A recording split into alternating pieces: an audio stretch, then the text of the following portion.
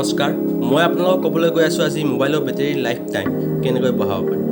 আজিকালি মোবাইল সৰুৰ পৰা ডাঙৰলৈ সকলোৱে ব্যৱহাৰ কৰে কিন্তু সকলোৱে মোবাইলৰ বেটাৰী ভালদৰে নাৰাখে যাৰ বাবে মোবাইলৰ বেটাৰীটো সোনকালে বেয়া হৈ যায় যাৰ ফলত মোবাইলটো অতি কম সময়হে চলাব পৰা হয় কেতিয়াবা চাৰ্জ হ'বলৈ লগাতকৈ বহুত সময় লয় বা চাৰ্জবোৰ নিজে নিজে শেষ হৈ যায়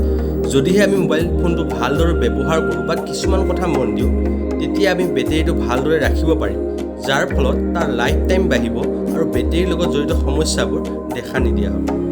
আজি মই বেটাৰী ভালে ৰাখিবৰ বাবে কিছুমান টিপছ ক'বলৈ গৈ আছোঁ যদি ভিডিঅ'টো চাই ভাল পায় লাইক কৰিব শ্বেয়াৰ কৰিব ছাবস্ক্ৰাইব কৰিব আৰু কাষতে থকা বেল আইকনটো দবাই দিবলৈ নাপাহৰিব এক নম্বৰ আপোনালোকে ভুল কাম কৰে আপোনালোকে মোবাইলটো কিনি আনি মোবাইলটো চাৰ্জ নিদি আপোনালোকে মোবাইলটো ইউজ কৰে যাৰ বাবে মোবাইলটো চাৰ্জ শেষ হৈ যায় আৰু তাৰপিছতহে আপোনালোকে মোবাইলটো চাৰ্জ কৰে কিন্তু আপোনালোকে তেনে কাম নকৰিব মোবাইলটো কিনি আনি আপোনালোকে প্ৰথম চাৰ্জ কৰক যাৰ ফলত মোবাইলটো ৰিগেইন ক্ষমতা বৃদ্ধি পাব মোবাইল চাৰ্জ সদায় 20% পৰা 90% লৈকে দিব মানে চাৰ্জ সদায় 0% হোৱা আগত মানে 20% মান থাকোঁতে আপোনালোকে চাৰ্জ দিব আৰু 90% হোৱা আগতে ডিসচাৰ্জ কৰিব কেতিয়া মোবাইলটো 100% চাৰ্জ নকৰিব এনে কৰিলে মোবাইলৰ বেটাৰীটো সোনকালে বেয়া হ'ব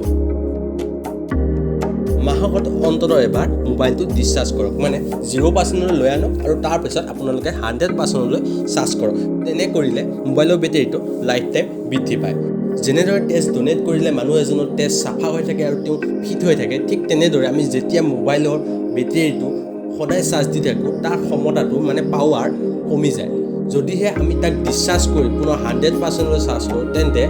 তাৰ পাৱাৰ ৰিগেইন হয়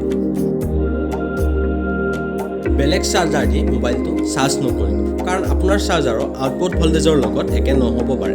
আপোনাৰ মোবাইলটো সিমানহে ভল্টেজ ল'ব পাৰিব যিমান আপোনাৰ চাৰ্জাৰডালত লিখা আছে তাতকৈ ভল্টেজ কম বা বেছি হ'লে মোবাইলৰ বেটাৰীটো বেয়া হ'ব পাৰে মোবাইলটো চাৰ্জত লগাই কেতিয়াও ব্যৱহাৰ নকৰিব আৰু চাৰ্জ দি হোৱা পাছতো মোবাইলটো 4-5 মিনিট ৰখাৰ পাছতহে ব্যৱহাৰ কৰিব মোবাইলটো ব্যৱহাৰ কৰি লগতে চাৰ্জ নকৰিব এনে কৰিলেও মোবাইলটোৰ বেটাৰীটো বেয়া হোৱাৰ সম্ভাৱনা নাথাকে মোবাইলটো ব্যৱহাৰ কৰি 4-5 মিনিট ৰখাৰ পাছতহে চাৰ্জ কৰিব